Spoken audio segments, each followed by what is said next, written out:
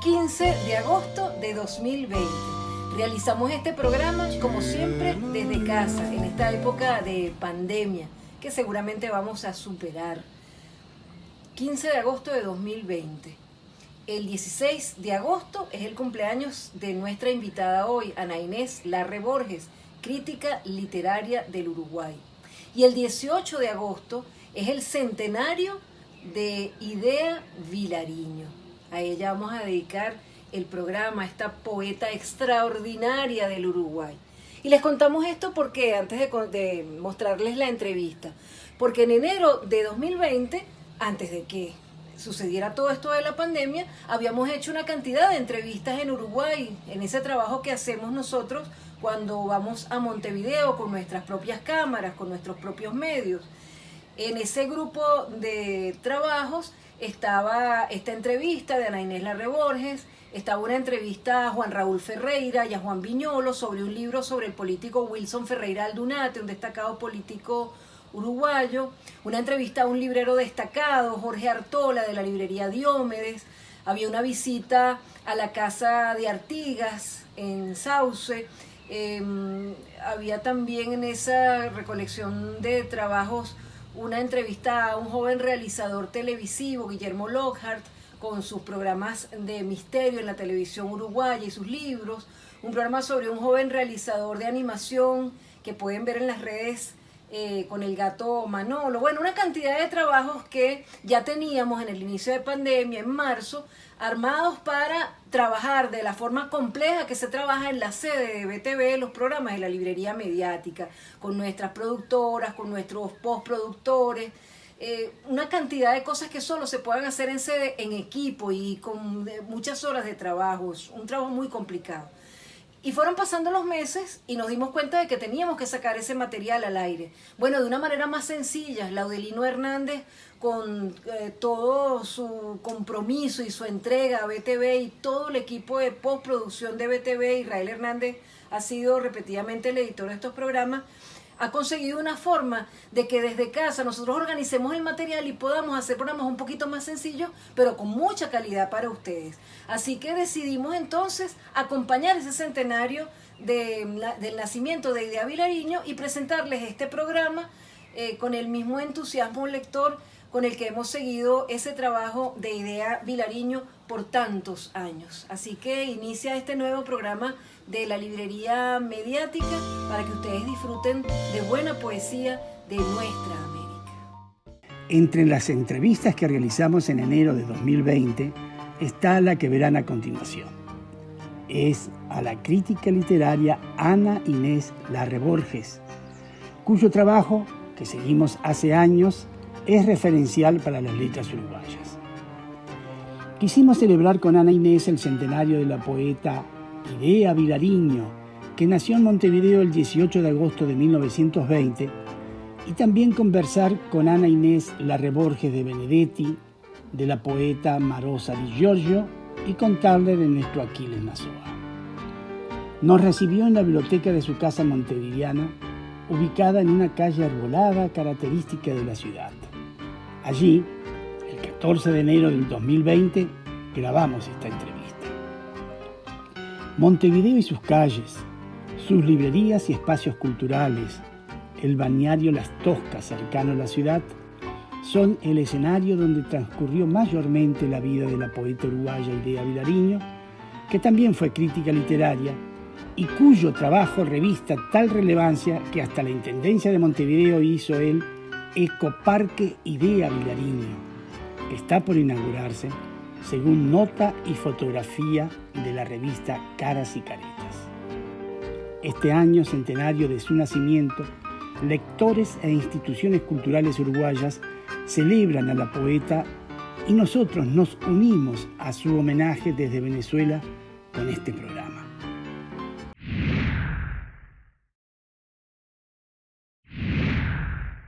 Saludos desde Montevideo, Uruguay, hacia la República Bolivariana de Venezuela, territorio libre de analfabetismo.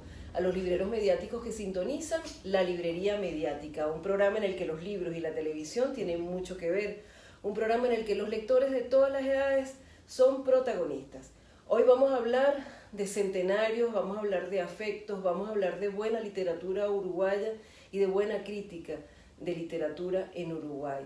Finalmente, después de tantos años, hemos podido contactar a Ana Inés Larre Borges, a quien hemos seguido durante años en su trabajo minucioso de presentarnos a cada autor que analiza, de manera que lo sintamos como si estuviera sentado al lado de nosotros. Es muy hermoso su trabajo, la hemos seguido a través de muchísimos libros y hoy vamos a dedicarnos principalmente a hablar del centenario del nacimiento de Idea Vilariño.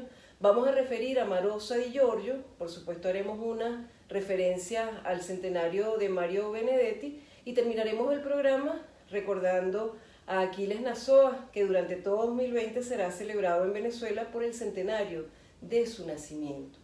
Entonces, es muy hermoso leer por placer, pero también es muy hermoso leer para adentrarse en los escritores, en las escritoras, y si hemos tenido el placer de conocerlo, llevar toda esa experiencia al lector es muy hermoso, sobre todo cuando hablamos de escritoras como Idea Vilariño, que era ella una con sus ideas y el respeto a su oficio y su forma apasionada de vivir. ¿Cómo fue tu primer acercamiento con Idea Vilariño? ¿Cómo decidiste tú que ibas a hacer ese trabajo tan profundo que has hecho por años con Idea Vilariño? Bueno, el primer acercamiento fue de lectura y admiración, y siendo muy joven estaba estudiando en el Instituto de Profesores y teníamos también con unos amigos un programa de radio muy per se, muy juvenil, que salíamos a competir con el fútbol los sábados. Y en uno de esos programas yo hablé de Idea, porque bueno, estaba admirada, lo cual no era nada particular ni especial, era lo natural estarlo. Y bueno, se ve que alguien le dijo y me escuchó. Entonces me llamó, eran los últimos años de la dictadura, el 82 por ahí, y bueno, la fui a visitar a su apartamento en el Palacio Salvo, vivía en ese momento, y bueno, tuve una larga conversación con ella, bueno, ahí la conocí. Pero después un poco yo heredé a Idea, porque mi esposo fue Beto Legioni, que fue editor de la editorial Arca, fundada por Ángel Rama, y bueno, fue allí el editor de Idea por muchos años, y cuando él falleció, bueno, yo quedé un poco haciéndole sus libros, pero digamos, y ahí se trabó, ¿verdad?, una amistad más frecuente, pero ya en su mayoría de edad. Pero siempre fue una presencia, ¿no?, una admiración, y porque conjuga tantas cosas, Idea, una gran poeta que se lee para identificarse, como ella habló, ¿no?, cuando los grandes poetas son aquellos que le dicen algo al hombre común de siempre, cuando por dolor o por alegría precisa palabras. Idea es eso para todos sus lectores, pero además fue una intelectual de fuste, ¿verdad?, una gran crítica, una finísima traductora, bueno, una mujer también militante, una hacedora de canciones que se transformaron en himnos en los años 60 en el Uruguay. Bueno, todo eso fue. Sí, bueno, yo tengo muy mala memoria para aprenderme las poesías, pero la única que me sé de memoria es una de Idea Vilariño que dice: inútil decir más, nombrar alcanza. Y son tan poquitas las palabras y tanto lo que ella alcanza a decir, lo que logra decir. Y también tenemos un disco que nos regaló un librero en Buenos Aires que tenía su voz, y escucharla es también tan hermoso, es tan desgarradora y tan sincero lo que ella dice.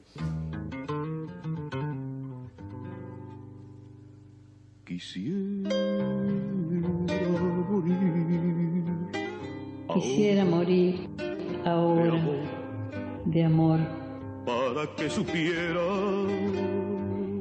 supieras cómo y cuánto te quería. Cómo y cuánto te quería. Quisiera morir. Quisiera de amor. Para que supieras. Para que supieras.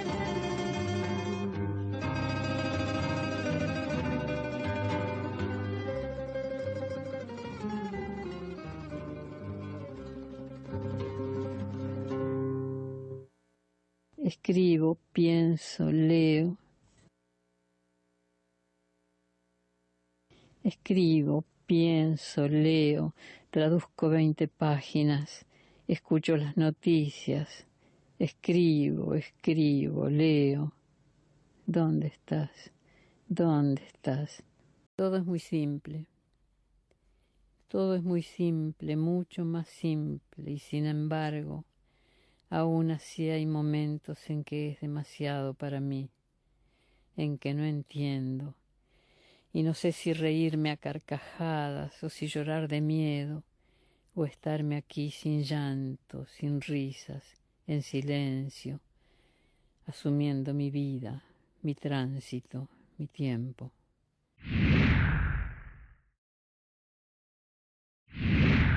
Porque claro, se estaba preparando, el año pasado se estaba preparando todo lo del centenario y hubo una especie de discusión sobre unos papeles, unos libros de ella, que en vez de quedarse aquí en Uruguay o en cualquier otro país como ella disponía, ya que ella era antiimperialista, se los llevaron a Estados Unidos y a nosotros nos indignó muchísimo.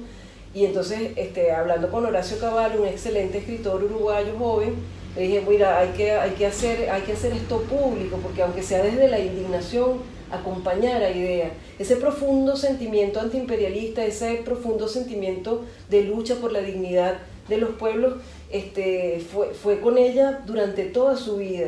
De manera de que si se abusó de que esos papeles estaban ya vendidos a alguna persona y esa persona los llevó a Estados Unidos, pues aunque sea desde acá nosotros levantamos esa voz de protesta. Porque ella quería, ella incluso rechazó becas importantísimas porque no quería ir a Estados Unidos. Ella era una con lo que ella pensaba.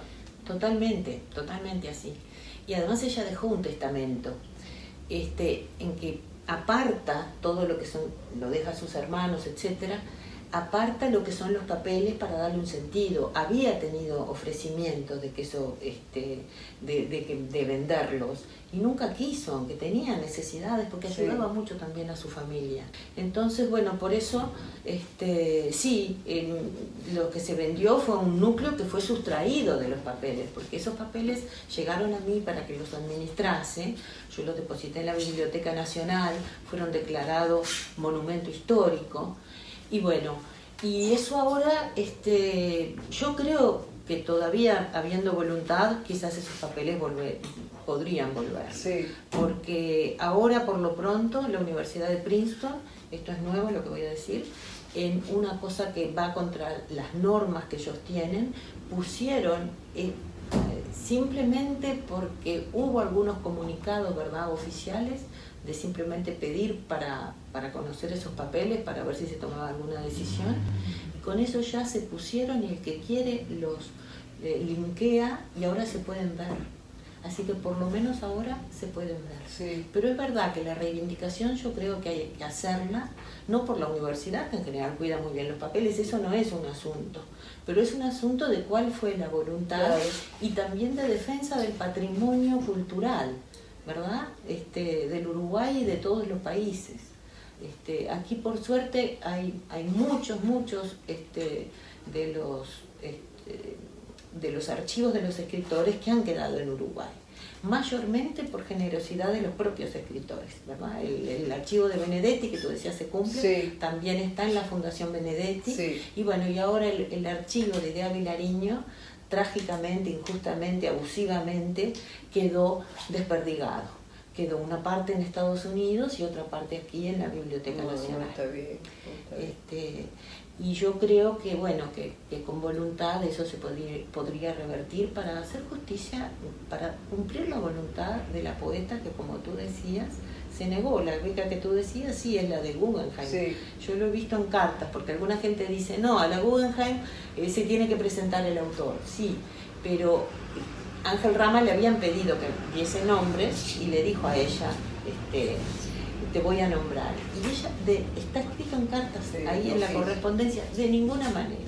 Eso no es un juicio con los que lo aceptan, te digo, hay razones y razones, pero es verdad que da un perfil de esa intransigencia que tuvo Sí. Idea Vilariño, que era lo que la caracterizó a ella. Claro, era la fuerza que se sentía en su poesía y esa fuerza la has ido plasmando tú en compilaciones, en libros que van estudiando diversos capítulos de su vida, en la poesía completa, en Idea escrita, en los diarios de juventud.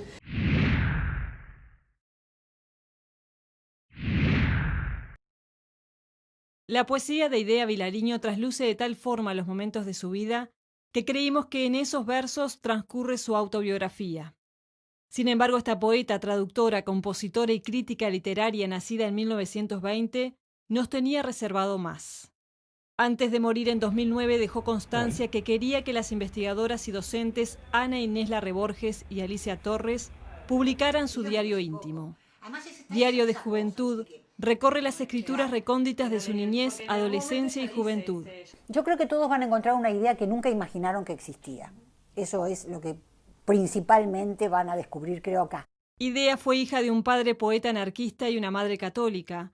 La lectura y el estudio marcaron su niñez y la de sus 4 hermanos. Se encuentra una memoria de infancia, de adolescencia, se encuentra toda la historia familiar, una familia donde ella era muy contenida y muy amada.